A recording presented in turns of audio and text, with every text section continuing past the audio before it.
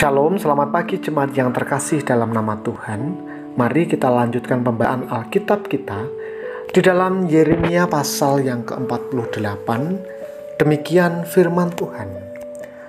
Mengenai Moab, beginilah firman Tuhan semesta alam Allah Israel. Celakalah Nebo, sebab kota itu sudah dibinasakan. Kiryataim telah menjadi malu dan direbut. Kota benteng itu menjadi malu dan terkejut. Lenyaplah sudah kemegahan Moab. Di Hesibon orang merencanakan malapetaka terhadapnya. Marilah kita melenyapkannya sebagai bangsa. Juga engkau, hai Madmen, akan dibungkamkan. Engkau akan dikejar-kejar pedang. Dengar, teriakan dari Horonaim, kebinasaan, kehancuran besar. Moab telah hancur lebur. Kedengaran orang berteriak sampai ke Soar.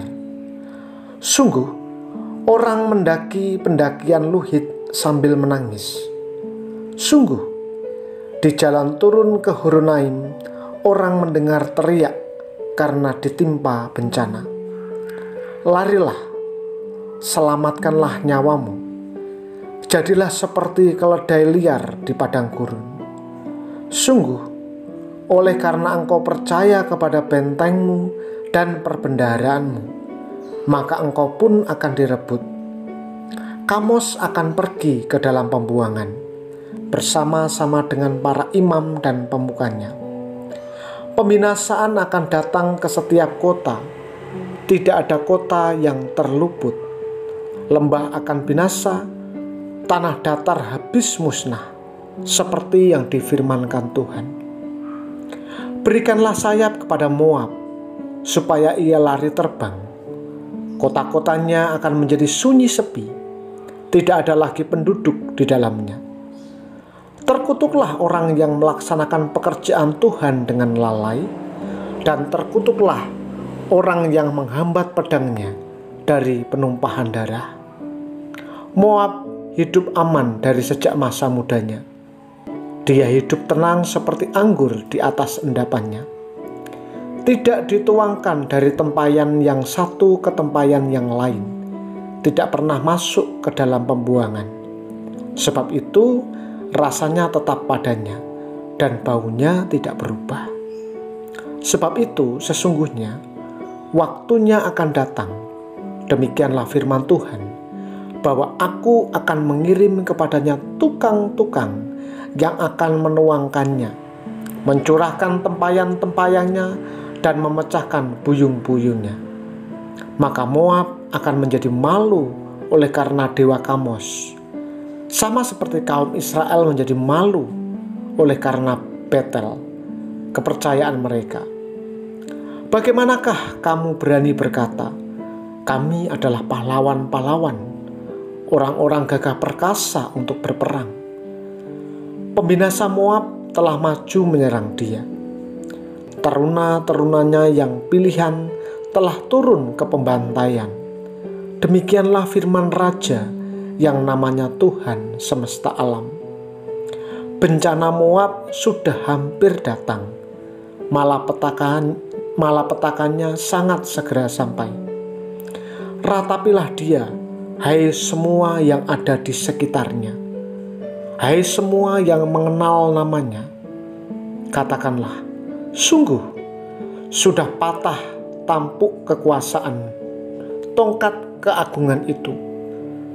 Turunlah dari kemuliaanmu dan duduklah di atas kotoran, hai putri Dibon yang sudah lama menetap. Sebab pembinasa Moab sudah maju menyerbu engkau, memusnahkan tempat-tempatmu yang berkubu. Berdirilah di tepi jalan dan tinjaulah, hai penduduk Aroer. Tanyakanlah kepada orang yang lari dan yang terluput. Katakanlah, apakah yang telah terjadi? Moab sudah malu karena ia terkejut. Merataplah dan berteriaklah. Beritahukanlah di sungai Arnon, sungguh Moab sudah binasa. penghukuman telah berlaku atas daerah dataran tinggi, atas kota-kota Holon, Yahas, Mefaat, Dibon, Nebo, Bet Diblataim, Kiryataim, Bet Gamul, Bet Meon, Keriot, Bosra, dan atas segala kota negeri Moab yang jauh dan yang dekat. Telah patah tanduk kekuatan Moab, dan lengan kekuasaannya telah pecah. Demikianlah firman Tuhan. Buatlah dia mabuk, sebab dia membesarkan diri terhadap Tuhan. Moab akan berguling-guling dalam muntahnya, dan ia sendiri pun akan menjadi tertawaan orang. Apakah bukan Israel tadinya yang menjadi tertawaan bagimu? Apakah dia terdapat di antara pencuri-pencuri, sehingga engkau menggeleng-gelengkan kepala setiap kali engkau berbicara tentang dia? Tinggalkanlah kota-kota dan diamlah di bukit batu, hai penduduk Moab. Jadilah seperti burung merpati yang bersarang di dinding mulut liang. Kami telah mendengar tentang keangkuhan Moab. Alangkah angkuhnya dia, tentang kesombongannya, keangkuhannya dan kecongkakannya, tentang tinggi hatinya. Aku ini kenal kepungahannya, demikianlah firman Tuhan. Tidak benar cakapnya dan tidak benar perilakunya. Sebab itu aku akan meratap karena Moab, akan berteriak karena Moab seluruhnya, dan akan mengaduh karena orang-orang Kir-Heres. Aku akan menangis karena engkau, lebih daripada menangis karena Yazer, hai pohon anggur Sibnya. Ranting-rantingmu merebak sampai ke laut, meluas sampai ke Yazer. Si pembinasa telah jatuh menimpa hasil musim kemaraumu dan panen buah anggurmu. Sukaria dan sorak-sorak telah lenyap dari kebun buah-buahan dan dari negeri Moab. Aku telah menjauhkan anggur dari tempat pemerasan. Pengirik tidak ada lagi pengiriknya, pekik kegirangan tidak kedengaran lagi. Hesibon dan Eleale meraung-raung. Orang memperdengarkan suaranya sampai ke Yahas, dari Soar sampai Horonaim dan Eklat Selisia, sebab air sungai Nimrin juga menjadi ketandusan.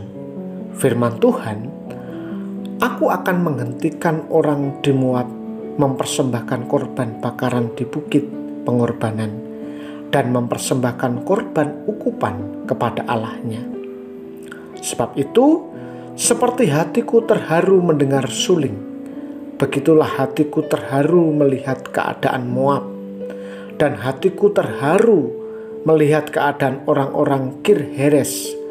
Bukankah sudah hilang segala harta yang mereka tumpuk? Sungguh, setiap kepala digundul dan setiap janggut dipotong. Kepada semua tangan ada toreh-torehan, dan kain kabung dikenakan pada semua pinggang. Di atas segala sotoh Moab dan di tanah-tanah lapangnya hanya ada perkabungan belaka. Sungguh, aku telah memecahkan Moab seperti tembikar, sehingga tidak ada orang yang menyukainya. Demikianlah firman Tuhan. Betapa terkejutnya dia, betapa Moab menyembunyikan mukanya karena malu. Maka Moab telah menjadi tertawaan dan kekejutan bagi semua yang di sekitarnya. Sebab beginilah firman Tuhan, sesungguhnya ia datang melayang seperti burung Raja Wali dan mengembangkan sayapnya ke atas Moab. Kota-kota direbut, kubu-kubu pertahanan dirampas. Hati para pahlawan Moab pada waktu itu akan seperti hati perempuan yang sakit beranak.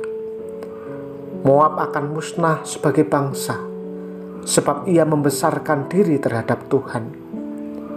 kejut dan pelubang dan jerat bagimu, hai penduduk Moab.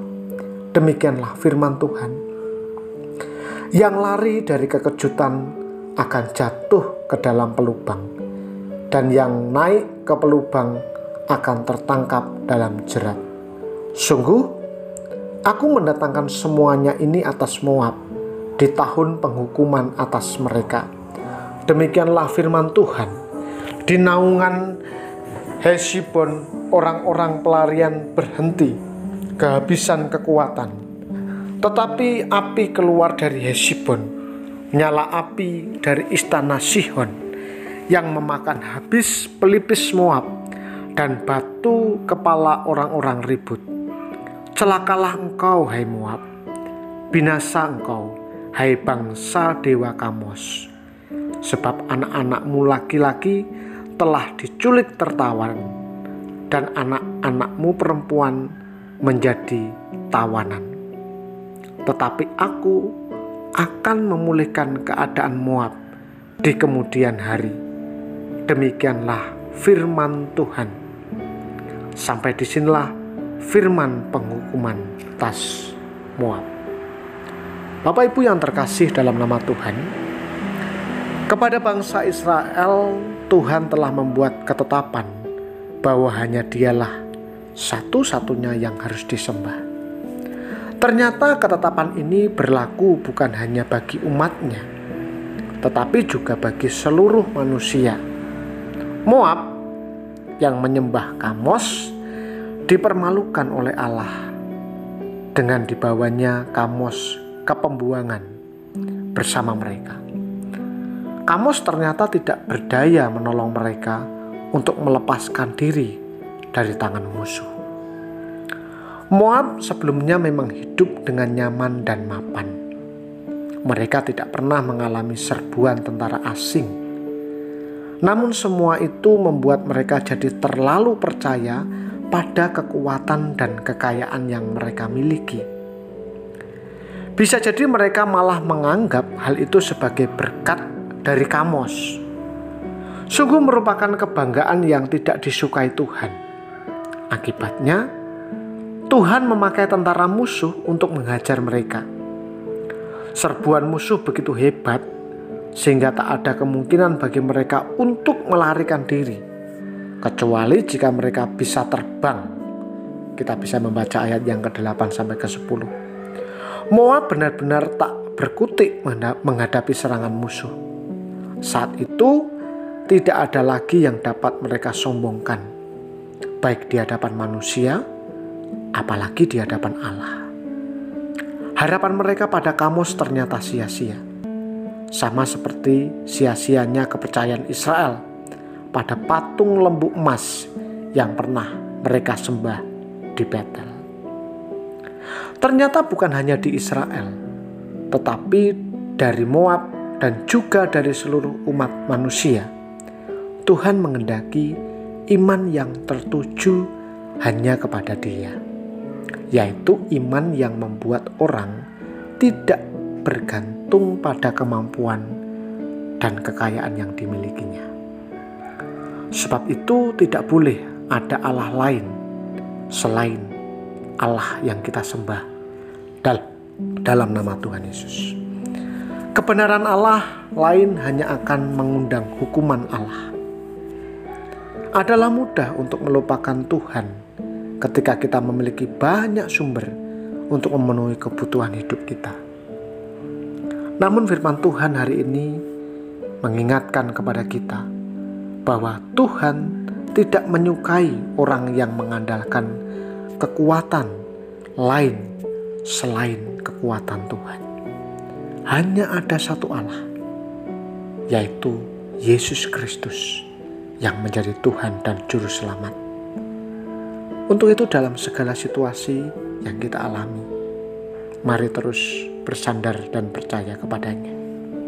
Kita berdoa. Kami mengucap syukur kepadamu Tuhan untuk hari ini, di mana kami boleh menikmati hari baru pemberian Tuhan. Sebelum kami melangkah keluar, memulai aktivitas kami mau menyerahkan hidup kami ke dalam tangan anugerah dan pimpinan-Mu. Tolong kami agar kami senantiasa berpegang pada janji-janji-Mu. Hamba berdoa untuk jemaat Tuhan di GKI Salatiga yang sakit, kiranya Tuhan yang memulihkan dan menyembuhkan mereka. Terima kasih Tuhan, kami sambut hari ini dengan penuh ucapan syukur. Dalam nama Tuhan kami, Yesus Kristus. Amin. Tuhan Yesus memberkati. Selamat beraktivitas.